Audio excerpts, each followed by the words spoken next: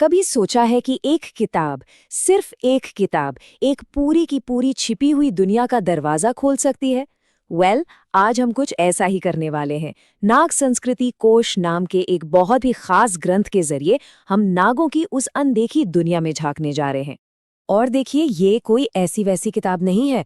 इसको बनाने में डॉक्टर अवंतिका प्रसाद मरमट को पूरे 23 साल लगे। 23 साल। जरा सोचिए, एक इंसान की जिंदगी का इतना बड़ा हिस्सा, उसकी सारी मेहनत सिर्फ एक विषय पर, एक ही किताब में समा गई है। और इसका नतीजा क्या निकला? नतीजा है एक ऐसा शब्दकोश जिसमें सिर्फ और सिर्फ नाग संस्कृति से जुड़े करीब 3000 शब्द हैं। 3000 सिर्फ एक संस्कृति के लिए। ये नंबर ही अपने आप में बता देता है कि संस्कृति कितनी ज्यादा विशाल और गहरी रही हो। तो सवाल यही है कि ये किताब आखिर हमें ले कहाँ जा रही है? ये सिर्फ शब्दों की लिस्ट तो है नहीं। नहीं, ये तो एक चाबी है, एक पूरी की पूरी सभ्यता को समझने की चाबी। एक ऐसी दुनिया जो है तो हमारी नजरों के सामने, पर फिर भी हमसे छिपी हुई है। चलिए, तो इस दुनिया में थोड़ा और अंदर चलते हैं। देखिए, ये जो नाग संस्कृति है, ये कोई छोटी मोटी लोकलाइज्ड मान्यता नहीं थी। नहीं, ये एक बहुत ही विशाल और बहुत पुरानी परंपरा थी। इसकी जड़ें इतनी गहरी हैं कि ये वैदिक काल तक जाती हैं। मतलब हम बात कर रहे हैं भारत की सबसे पुरानी और सबसे जरूरी सांस्कृतिक धाराओं में से एक की।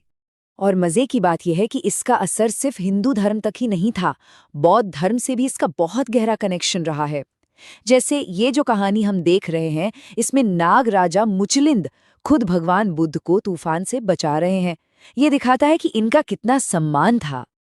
लेकिन अब जो बात सामने आती है वो सच में हैरान करने वाली है। इस संस्कृति का फैलाव, इसके निशान सिर्फ भारत तक सीमित नहीं है। चीन, ग्रीस, इजिप्ट, यहाँ तक कि मेक्सिको और ऑस्ट्रेलिया में भी मिलते हैं।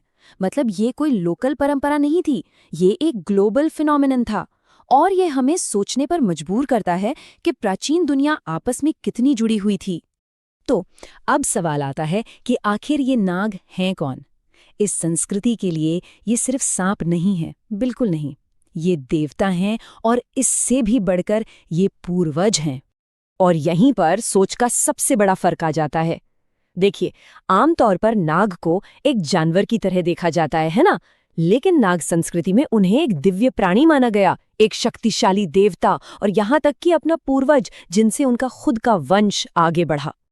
और ये सिर्फ कोई कहानी नहीं है, ये मान्यता इतनी गहरी थी कि भारत के कई बड़े बड़े राजवंश अपनी वंशावली एक इंसान और एक नाग के विवाह से जोड़ते थे।